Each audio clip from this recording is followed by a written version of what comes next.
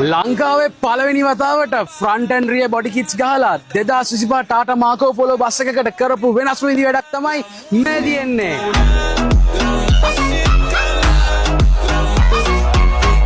Modified bus කලාවේ හැමෝම නම කිව්ව ගමන් දන්න සන්නාමයක් තමයි මැනික් කැටේ කියන්නේ. ඉතින් මැනික් කැටේ රොයල් එඩිෂන් කියලා එයාලගේ ෆ්ලීට් එකට අලුතෙන්ම එකතු වෙච්ච ටාටා මාකෝ පොලෝ බස් එක තමයි මේ ඉතින් මගේ පිටිපස්සේ තියෙන්නේ.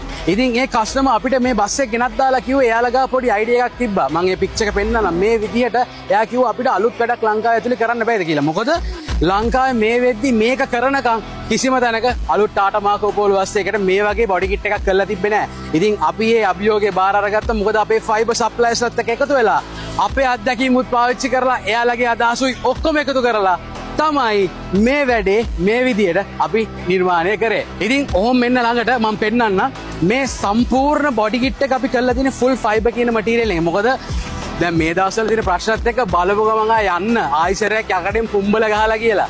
එහෙම නෙමෙයි. කලබල වෙන්නේ නැතුව හොඳින් බලන්න ඕනේ මේ සම්පූර්ණ ෆයිබර් කියන මටීරියල් එකෙන් තමයි ඉස්සරහා පස්ස දෙකම මේ බස් එකේ කරලා තියෙන්නේ. මොකද ෆයිබර් බොඩි කිට් එකක් කියන්නේ සාමාන්‍යයෙන් ජපනීස් යුරෝපියන් ඕනම වාහනයකට කරන මොඩිෆිකේෂන් එකක්. ඉතින් ඇයි බස් වලටත් අපිට මේ වගේ දෙයක් කරන්න බැරි? ඉතින් ඔහොම බඳේ ඩිසයින් එක ගත්තොත් මේ කස්ටමර් අපිට කිව්වා රූප දාලා අනම්මනම් දේවල් කරන්න එපා කියලා. ඒ දෙයට අපිත් එක හෙලා කැමති වුණා. මොකද අපි රූප දාලා අනම්මනම් ඩිසයින්ස් දැම්මොත් ඒක කාලයක් ඇද්දි ඒක නිකන් අවුට්ඩේට් වෙනවා. හැබැයි මේකට තනිකර අපි ස්ට්‍රයිප්ස් මේ ලයින් ඩිසයින්ස් ගහලා තමයි මේ විදියට මේ ආර්ට්වර්ක් එක කරේ. මොකද මේ බස් එක අවුරුදු 10ක් ගියත් මේ ඩිසයින් එක පරණ වෙන්නේ නැහැ. ඉතින් ඔහොම වෙන්න අනිත් දේ බලන්න ෂයින් එක කොහොමද කියලා. මේ කෙලින්ම මූණ බලන්න පුළුවන් විදියට ලැක ෆිනිෂ් එක දීලා තියෙනවා. විශේෂම දේ මේක සම්පූර්ණම ඩිබියා ලැකයකින් තමයි ෆිනිෂ් කළේ. ඔහොම වෙන පිටිපස්සට.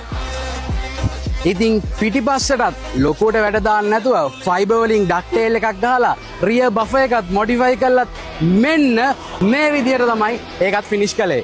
ඉතින් ඒ බඳට කරපු ලයින් ඩිසයින් එක තමයි මේ තියෙන්නේ. ඉතින් මේ ඉරි ටික මෙහෙම තිබ්බට රෑට පේන්නේ මෙන්න මේ වගේ. කොහොමද මේ වෙනස? ඉතින් මේ නිර්මාණය ගැන ඔයාලගේ අදහසත් පල්ලෙහාන් කමෙන්ට් එකක් දාන්න යන්න ඕනේ. එහෙනම් ජය වේවා.